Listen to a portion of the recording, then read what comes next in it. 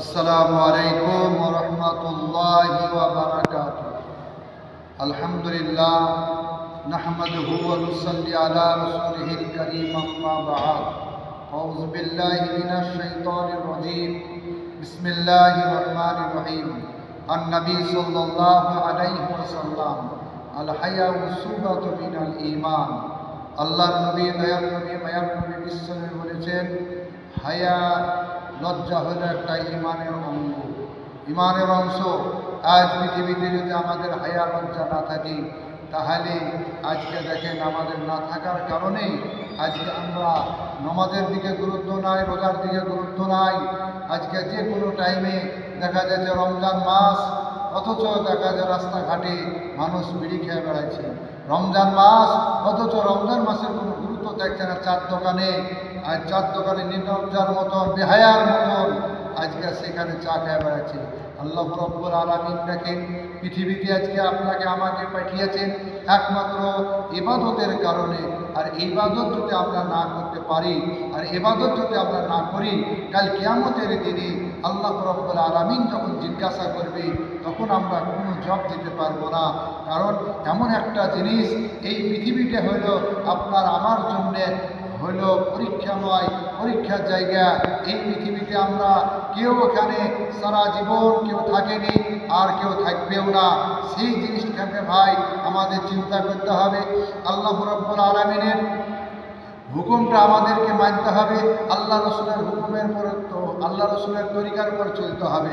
কারণ কি, যদি আমরা আল্লাহর হুকুমের পর না চলি, কাল কিয়ামতের দিনে পাকড়াও হয়ে যাব।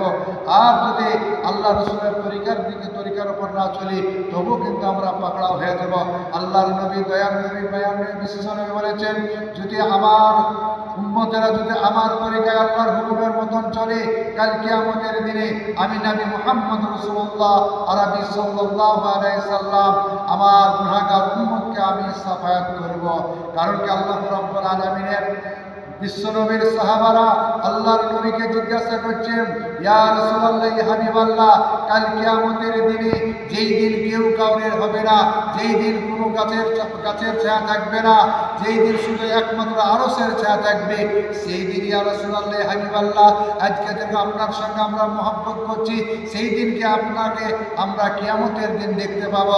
আল্লাহর নবী, দয়ার নবী, মায়ার নবী, বিশ্বনবী বললেন, ও আমার সাহাবার জামাত, তোমরা যদি আমার সঙ্গে মহব্বত করে থাকো, তোমরা যদি আমার তরিকার উপরে চলে থাকো, আল্লাহর হুকুম যদি পালন করে থাকো, আমার সঙ্গে কাল কিয়ামতের দিনে তোমাদের নিশ্চয় দেখা হয়ে যাবে। আল্লাহর নবীকে জিজ্ঞাসা করছে সাহাবারা, ইয়া রাসূলুল্লাহ, ইয়া হাবিবাল্লাহ, তাহলে আপনার সঙ্গে আপনার কোথায় দেখা পাবো? আল্লাহ রাসূল জনাবে মুহাম্মদ রাসূলুল্লাহ আরবি সাল্লাল্লাহু আলাইহি সাল্লাম বললেন, তোমরা আমাকে মিজান, যেইখানে তোমাদের নেকি এবং গুনাহকে ওজন করা হবে, সেই জায়গায় তোমরা আমাকে তলাশ করবে, সেই জায়গায় আমাকে তোমরা খুঁজবে। সাহাবারা জিজ্ঞাসা করল, ইয়া রাসূলুল্লাহ, ইয়া হাবিবাল্লাহ, আপনাকে যদি সেই মিজানে আপনাকে যদি আমরা না পাই, তাহলে আমরা কোথায় খুঁজব? আল্লাহ রাসূল বললে, ও আমার সাহাবারে, তোমরা আমাকে খুঁজবে, আমাকে ফুলসেরাতের রাস্তায় তোমরা খুঁজবে। কারণ কি, আমার গুনাহগার উম্মতের জন্য আমি ফুলসেরাতে দাঁড়িয়ে থাকব। আল্লাহ রাসূলকে সাহাবারা জিজ্ঞাসা করল, ইয়া রাসূলুল্লাহ, ইয়া হাবিবাল্লাহ, যদি ফুলসেরাতে আপনাকে না পাই, ইয়া রাসূলুল্লাহ, তাহলে আমরা কোথায় খুঁজব? আল্লাহর নবী বলল, তোমরা যদি আমাকে মিজানে না পাও, তোমরা যদি আমাকে ফুলসেরাতে না পাও, তোমরা আমাকে হাউজে কাউসারের উপরে খুঁজবে। আল্লাহ রাসূলকে সাহাবারা জিজ্ঞাসা করল, ইয়া রাসূলুল্লাহ, ইয়া হাবিবাল্লাহ, আপনাকে যদি হাউজে কাউসারে আমরা না পাই, তাহলে কোথায় খুঁজবে ইয়া রাসূলুল্লাহ?